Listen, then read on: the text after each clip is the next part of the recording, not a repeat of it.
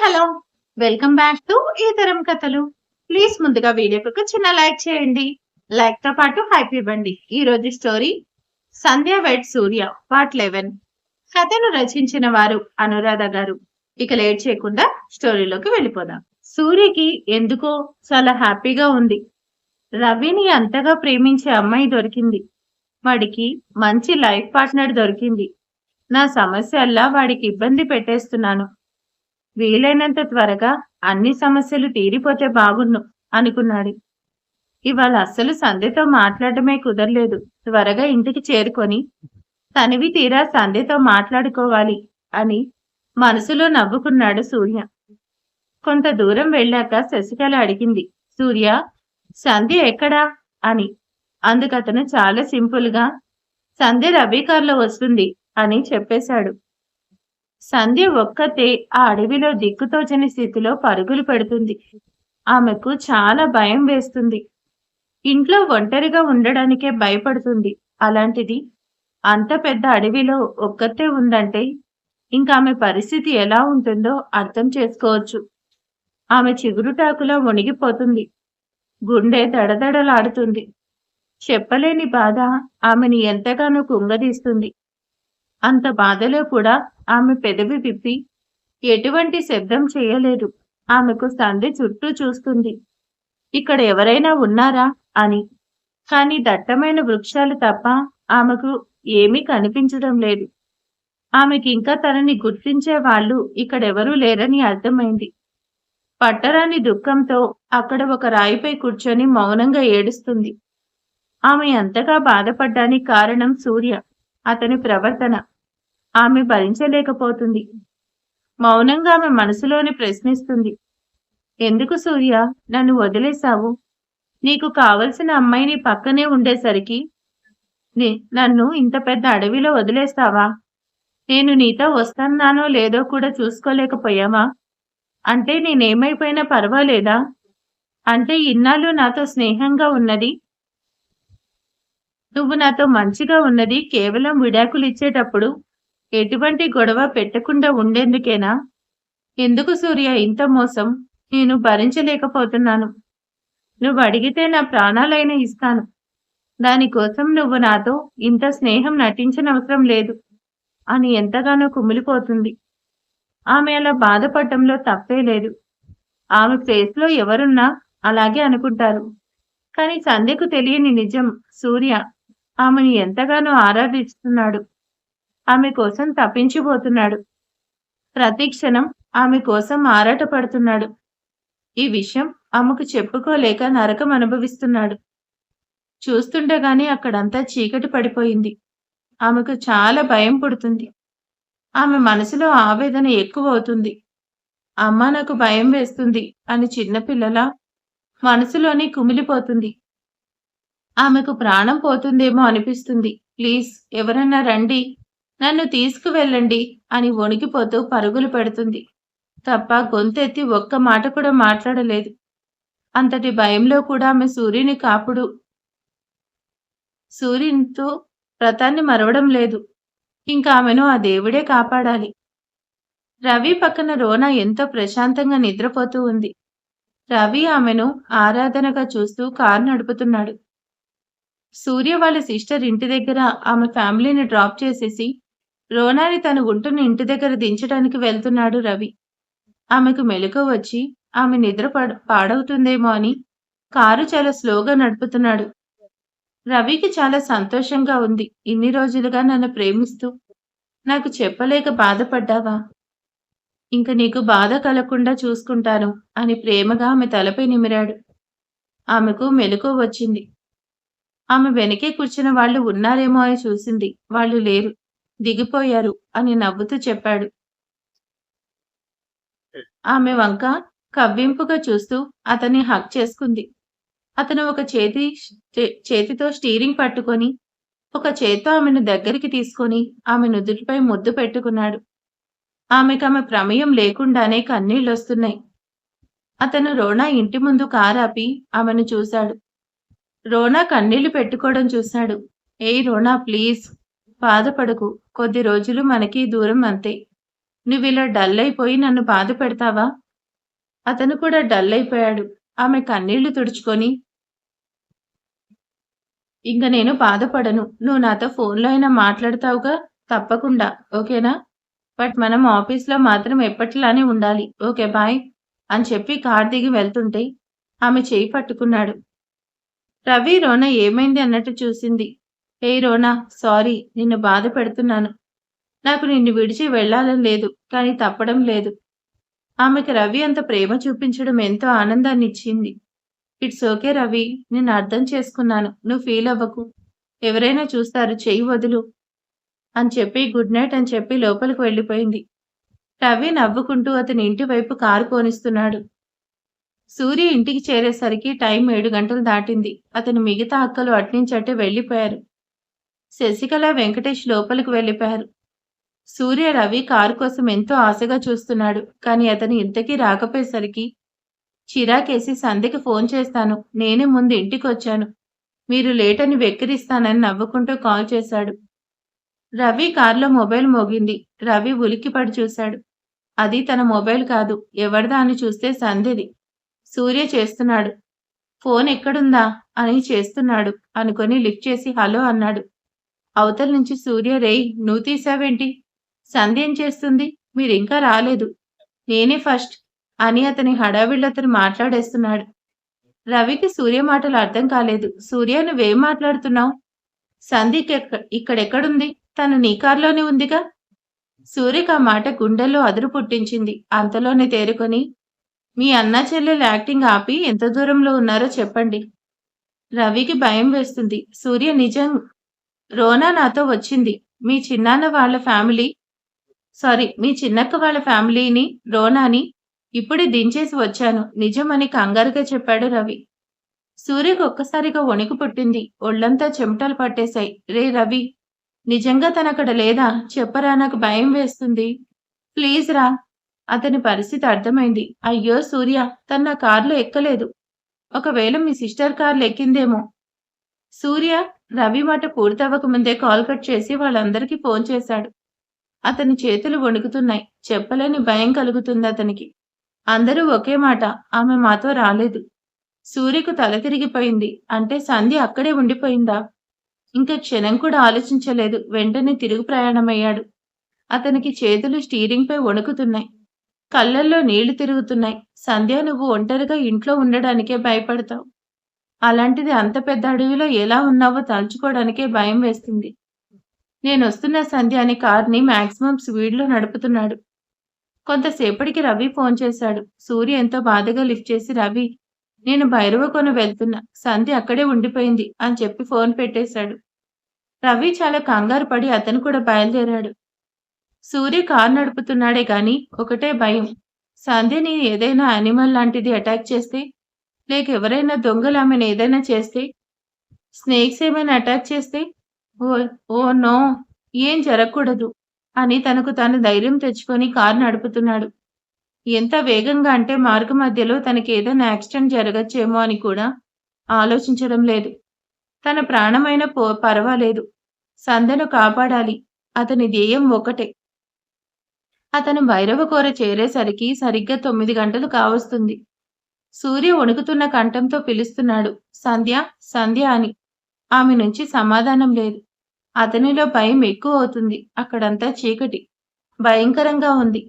Mobile light వెలిగింది. అక్కడంతా వెతుకుతున్నప్పుడు సుమారు గంట పైగా పరుగులు పెడుతూ అరుస్తున్నాడు.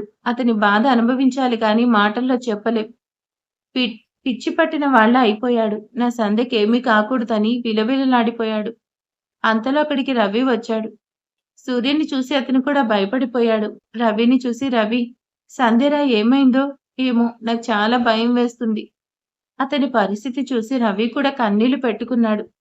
ఇద్దరు కొంత దూరం వెతికారు. సూర్య ఆయాసంతో రొప్పుతూ, సంధ్య ఎక్కడున్నావు? నాకు భయం వేస్తుంది, పలుకు ప్లీజ్ అని వేడుకుంటూ అరుస్తున్నాడు. కొంతసేపటికి అతని ఆశ ఆవిరైపోయింది. ప్రాణం పోయేలా ఉంది సూర్య పరిస్థితి. ఒక్కసారిగా దిక్కులు పిక్కటిల్లేలా ఎంతో ఆవేదనగా అరిచాడు, సంధ్య అని. ఆ పిలుపు సంధ్య చెవిన పడింది. పోతున్న ప్రాణం తిరిగొచ్చినట్టు అనిపించింది. సూర్య పిలుపు వినిపించిన వైపు పరుగు పెడుతూ వస్తుంది. సూర్య నేలపై కూలపడి రోదిస్తున్నాడు. అతన్ని దూరం నుంచి చూసింది సంధ్య. ఎంతో సంతోషంగా పరుగు తీసింది. దూరం నుండి ఏదో అలికిడైనట్టు కనిపించింది. రవి కటువైపే దీక్షగా చూశాడు. సంధ్య పరుగు పెడుతూ రావడం కనిపించింది. అతనికి పట్టరాని సంతోషం కలిగింది. ఆతృతగా సూర్య, సంధ్య అని ఆమె వస్తున్న వైపు చూపించాడు. సూర్య టెన్షన్‌గా అటువైపు చూశాడు. సంధ్య పరుగులు పెడుతూ వస్తుంది. అతనికి ఒక్కసారిగా బిగ్గరగా ఏడవాలనిపించింది. ఓ మై గాడ్ అనుకుని ఊపిరి పీల్చుకున్నాడు. సంధ్య వైపు సూర్య కూడా పరుగు పెట్టాడు. ఆమె నేనిక్కడున్నాను అని సమాధానం ఇవ్వకుండా మౌనంగా పరుగు తీస్తూ వచ్చింది. సూర్య వెనకే రవి వచ్చాడు. సూర్య సంధ్యని చేరుకున్నాడు. ఆమె ఆయాసపడుతూ అతని చెంత నిలిచింది. సూర్యకి ఇప్పటి వరకు ఉన్న భయం పోయింది. కానీ సంధ్యపై చాలా కోపం వచ్చింది. ఇంకా కంట్రోల్ చేసుకోలేక చాచి కొట్టాడు. ఆమె అతని ప్రవర్తన ఊహించలేకపోయింది. పక్కనే ఉన్న చెట్టును గుద్దుకుంది. కానీ పెదవి విప్పి తన బాధను వ్యక్తం చేయలేదు. రవి అదిరిపడి సూర్య ఏంట ఆవేశం, తొందరపడుతున్నావు అని వారించబోయాడు. నువ్వడ్డు రాకు, నీకు 2 పడతాయి. తన కోసం ఎంతో టెన్షన్ పడుతూ అరుస్తుంటే నేనిక్కడున్నానని సమాధానం ఇవ్వకుండా ఎంతో మౌనంగా వస్తుంది. నేను ఎంత కంగారు పడుతున్నానో అర్థం చేసుకోదా అని ఆమె చేయి పట్టుకొని కారులో బలవంతంగా ఎక్కించుకొని కార్ స్టార్ట్ చేశాడు. రవి అడ్డుపడి సూర్య తొందరపడకు, నేను చెప్పేది విను, అసలేం జరిగిందంటే అనేదో చెప్పబోయాడు. సంధ్య చెప్పొద్దు అన్నట్టు సైగ చేసింది. కానీ సూర్య రవి మాటలు వినిపించుకోలేదు. కోపంగా కారుని ముందుకు పోనిచ్చాడు.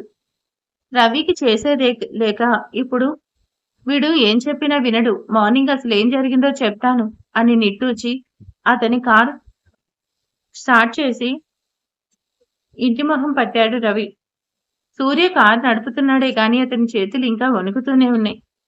అతని పక్కన సంధ్య కూర్చొని ఉంది. ఆమె మౌనంగా కన్నీళ్లు పెట్టుకుంటుంది తప్ప ఒక్క మాట కూడా మాట్లాడలేదు. ఆమె మౌనం అతన్ని మరింతగా వేధిస్తుంది. ఇద్దరు ఇల్లు చేరుకునేంత వరకు ఒక్క మాట కూడా మాట్లాడలేదు.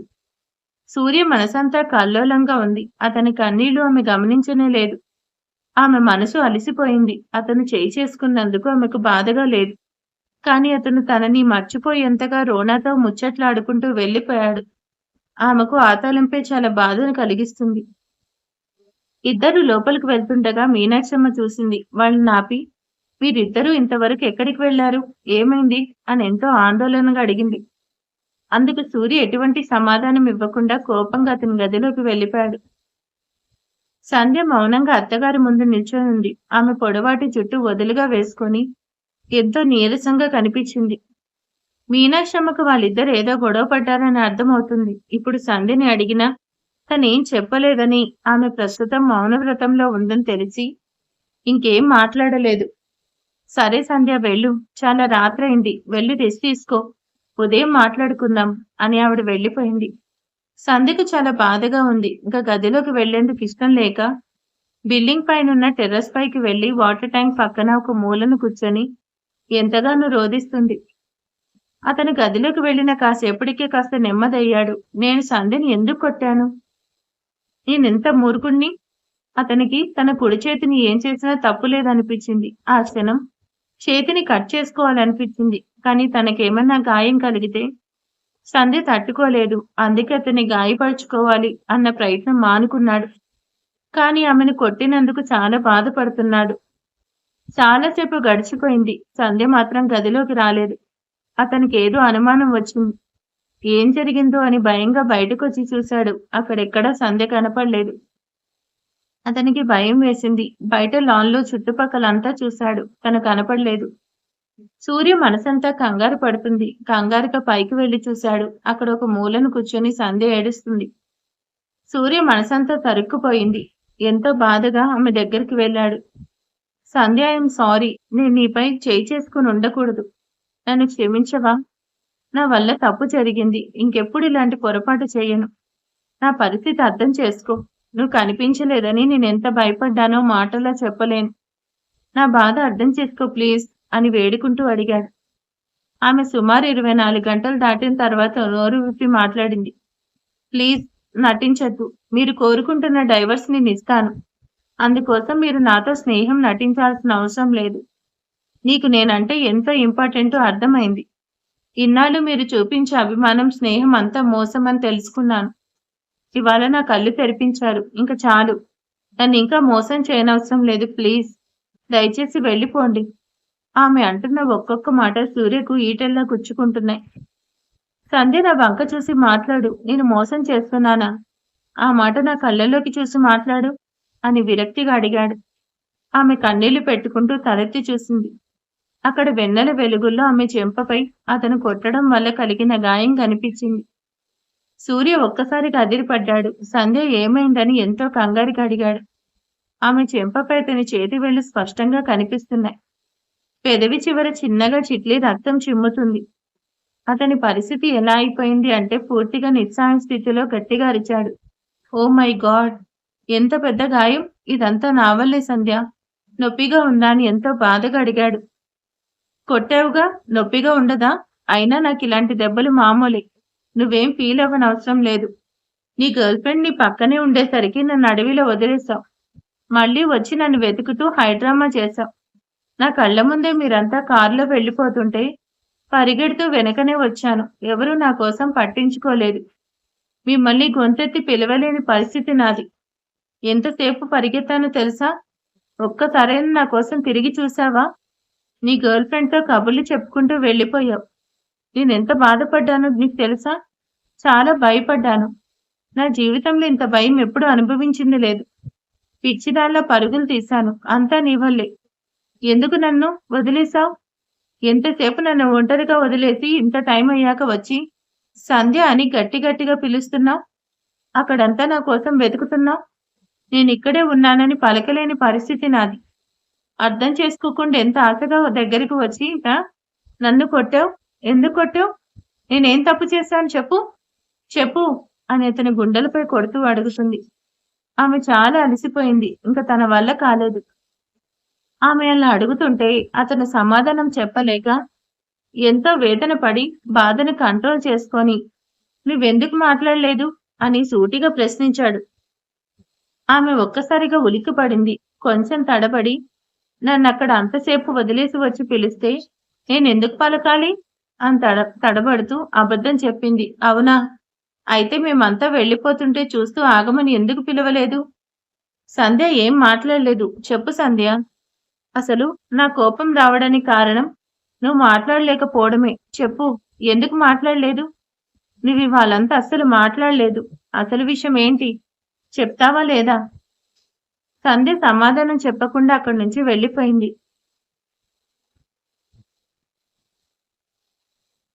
అతను ఆమెను కదలనివ్వలేదు. ఆమెను బలంగా పట్టుకుని ఆమె చెయ్యి అతని తలపై వేసుకొని నిజం చెప్పు, లేదంటే నేను చచ్చినంత ఒట్టు. అతని మాటకు సంధ్య కంగారుగా సూర్య అని అరిచింది. అయితే చెప్పు, అసలేం జరిగింది? ఆమె కన్నీళ్లు పెట్టుకుంటూ నేను మౌనరథం చేశాను అని తలదించుకొని నిల్చుంది. సూర్యకి పిడుగు పడ్డట్టు అయిపోయాడు. సంధ్య, ఏమన్నావు? కమ్ అగైన్ అని గట్టిగా అరిచాడు. సంధ్య భయపడుతూ, అంటే అత్తయ్య చెప్పారని. ఓ సంధ్య, నీకేమైనా పిచ్చా? అమ్మ చెప్తే చేసేస్తావా? ఎంత ప్రమాదం తప్పిందో తెలుసా? నేను ఈడేట్ లాగా నిన్ను కొట్టాను అని తల బాదుకొని నేల కొరిగిపోయాడు. అతను అంతలా దుఃఖిస్తుంటే సంధ్య తట్టుకోలేకపోయింది. సూర్య ప్లీజ్, నువ్వు బాధపడకు. తప్పంతా నాదే. నేను మొద్దులో గుడిలో నిద్రపోయాను. నా పొరపాటు వల్లే నువ్వు ఇంతగా టెన్షన్ పడాల్సొచ్చింది. నేను చేసిన మిస్టేక్కి నాకు పనిష్మెంట్ పడింది. నన్ను క్షమించు అని కింది కొరిగి అతన్ని హక్ చేసుకు. సూర్య మనసుకి చాలా గాయమైంది. అతనికి తెలియకుండానే సంధ్యని 2 సార్లు చావంచు వరకు తీసుకువెళ్ళాడు. చూడబోతే అతని పరిస్థితి ఎలా అయిపోయిందంటే రవి అన్నట్టు సంధ్యకు తన వల్ల, తన జాతకం వల్ల ఏమైనా జరగడాన్ని జరిగితే అతను ఆ ఊహ కూడా భరించలేకపోయాడు. అతను కూడా ఆమెను పెనవేసుకుపోయి, సంధ్య, నా కారణంగా నీకెప్పుడూ కష్టాలే. నా కారణంగానే నువ్వింత బాధపడాల్సి వస్తుంది. ఈ నష్టజాతకుణ్ణి క్షమించు అని చిన్నపిల్లాడిలాగా లైటే ఏడ్చేస్తున్నాడు. అతను అలా బాధపడుతుంటే సంధ్య తట్టుకోలేకపోయింది. వద్దు సూర్య, అలా అనకు. నేను భరించలేను. నా సూర్య అదృష్ట జాతకుడు అని అతన్ని గట్టిగా పెనవేసుకుపోయింది. వాళ్ళిద్దరూ కొంతసేపు లోకాన్ని మర్చిపోయారు. వారి బంధం వాళ్ళని ఇంకాస్త దగ్గరవ్వమంటుంది. అతని దుఃఖం దూరం అవుతుంది. సంధ్య అతని హృదయంపై తలపెట్టుకొని ఉంది.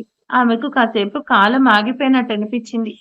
కాని అంతలోనే ఆమె తేరుకుంది. అతనికి దూరం జరిగి, సూర్య నాకు ఆకలేస్తుంది అని నీరసంగా అడిగింది. సూర్య కంగారుగా పైకి లేచి, అవునా, నీకు ఆకలేస్తుందా? ఆకలేస్తుంది, పద కిందికి వెళ్దాం అని ఆమెను పైకి లేపాడు. సంధికిప్పుడు బాధ, భయం పోయాయి. దూరమైంది అనుకున్న చెలిమి ఆమె చెయ్యి పట్టుకున్నట్టు అనిపించింది. కన్నీళ్లు తుడుచుకుంటూ అతని వైపు చూసి ప్రశాంతంగా నవ్వింది. కాని సూర్యమొహంలో నవ్వు లేదు. అతను చేసిన తప్పు అతని కళ్ళ ముందే సంధి చెంప మీద కనిపిస్తూ మరింత బాధ పెడుతుంది. ఎంత బాధని గుండెల్లో దాస్తూ పైకి ప్రశాంతంగా ఉన్నట్టు నిలబడ్డాడు. ఆమె వెళ్దామా అని అడిగింది. అతను సంధ్య చేని తన తలపై పెట్టుకుని, ఇంకెప్పుడు ఇటువంటి పూజలు కాని వ్రతాలు కాని చేయనని ప్రమాణం చేశాంధ్య. లేదు, అలా నేను ప్రమాణం చేయలేను.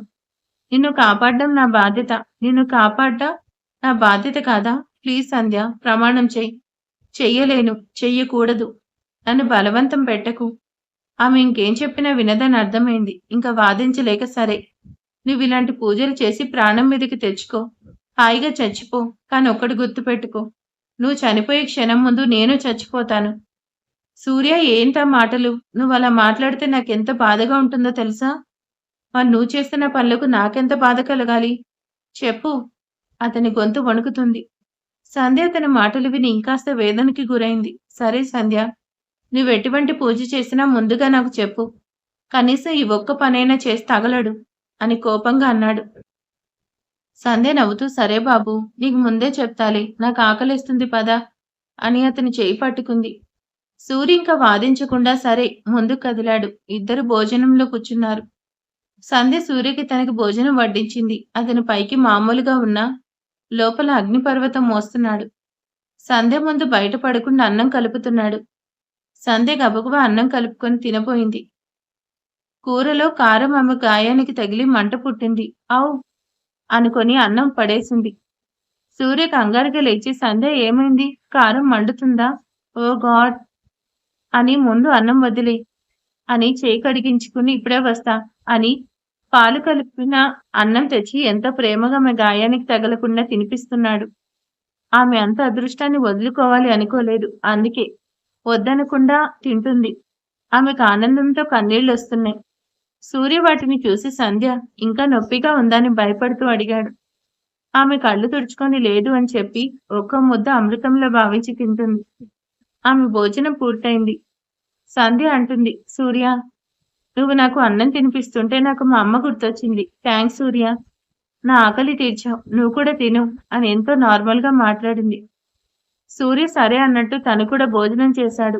ఇద్దరు ఫ్రెష్ అయి నిద్రకు ఉపక్రమించారు. సంధ్యకి ఇప్పుడు సూర్యపై ఎటువంటి కంప్లైంట్స్ లేవు. అందుకే ఎంతో ప్రశాంతంగా నిద్రపోయింది.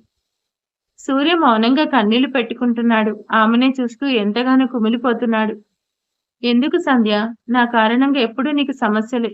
ఇది సరికాదు. నేను ఇంకోసారి ఇలా కానివ్వను. అందుకేం చేయాలని ఆలోచిస్తూ నిద్రించాడు. ఉదయం మీనాక్షమ్మ బయట లాన్లో కూర్చొని ఉన్నారు. సంధ్య ఆవిడ దగ్గరికి వెళ్లి జరిగింది చెప్పింది. ఆవిడ కూడా బాధపడింది. అయ్యో, ఎంత ప్రమాదం జరిగింది అని. సంధ్య తప్పంతా తనదే అని, తన నిర్లక్ష్యం వల్లే సూర్యకు తన వ్రతం గురించి తెలిసిపోయిందని క్షమాపణ కోరింది. అంతలో అక్కడికి సూర్య వచ్చాడు. సంధ్య ఏం గొడవ జరుగుతుందో అని భయపడుతూ, సూర్య అప్పుడే లేచావా? ఉండు, నీకు అత్తయ్యకు టీ తీసుకొస్తా అని కిచెన్ వైపు వెళ్ళింది. ఆమె వెళ్ళినంత వరకు మౌనంగా ఉన్న సూర్య వాళ్ళ అమ్మ వైపు కోపంగా చూశాడు. మామ్, ఎందుకు మామ్ మీకు సంధ్య అంటే అంత కోపం?